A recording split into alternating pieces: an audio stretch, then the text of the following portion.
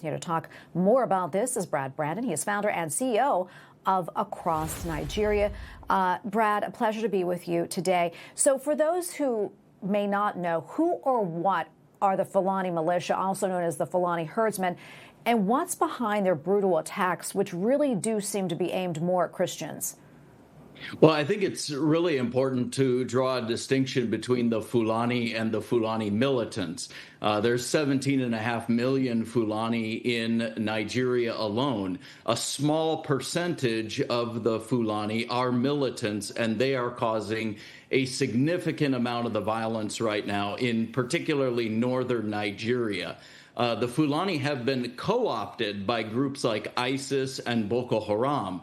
They're really behind a lot of what's going on. They're providing the arms to these Fulani groups. Fulani are a very agrarian people. They live out in the bush.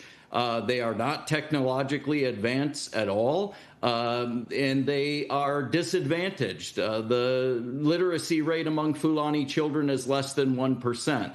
They have a lot of disadvantages being Fulani in northern Nigeria. It is terrorist groups like Boko Haram and ISIS that take advantage of these groups like they do everywhere else in the world. Radical Islam takes advantage of the underserved, radicalizes them, and then sends them out to do their terrorist work. It's no different in northern Nigeria, and that's what's happening among the Fulani right now.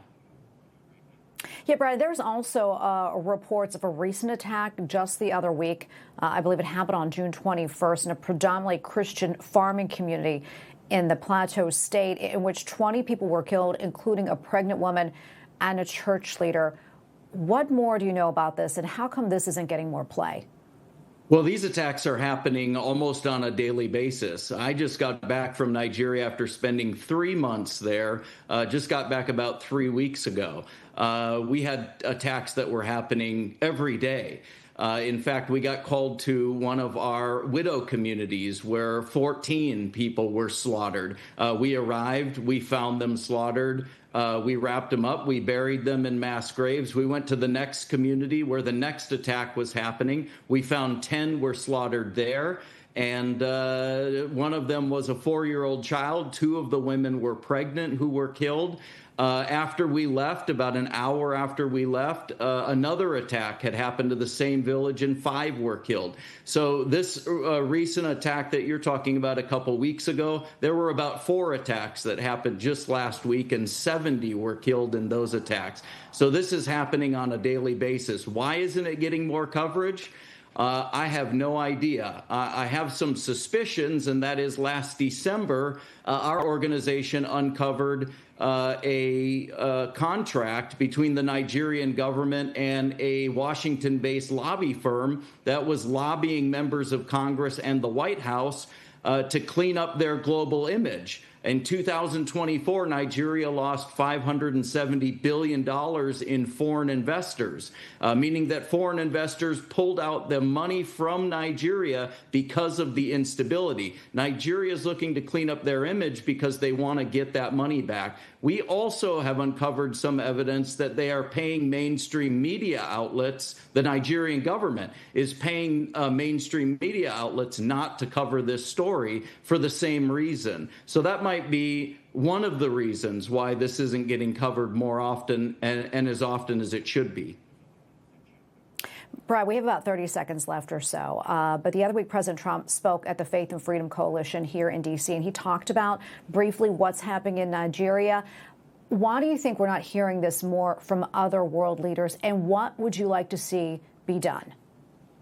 Well, I think the number one thing that needs to happen is the Trump administration needs to continue to be involved. They've done a great job so far, more than any other president during this genocide. There's been 70,000 Christians that have been killed since 2009. No other president has touched this like President Trump has. He's been vocal about it. He's sent airstrikes into Nigeria to minimize Boko Haram and ISIS strongholds. Biden administration, one of the first things that President Biden did was take Nigeria off the country of particular concern list. that same year that he did that, there were 7,000 Christians that were killed. But the Trump administration needs to continue to act and continue to take out these ISIS strongholds. The reason why I think that world leaders are silent on this is because it's a genocide that's largely targeted at Christians. Christians are 5 times more likely to be killed in northern Nigeria than any other group. So I think that's what needs to be done, and that's the reason why it's being ignored by world leaders. Oh, Brad, thank you so much for your time today and speaking with us about this, and God bless you for all that you're doing there in Nigeria. Absolutely. Thank you.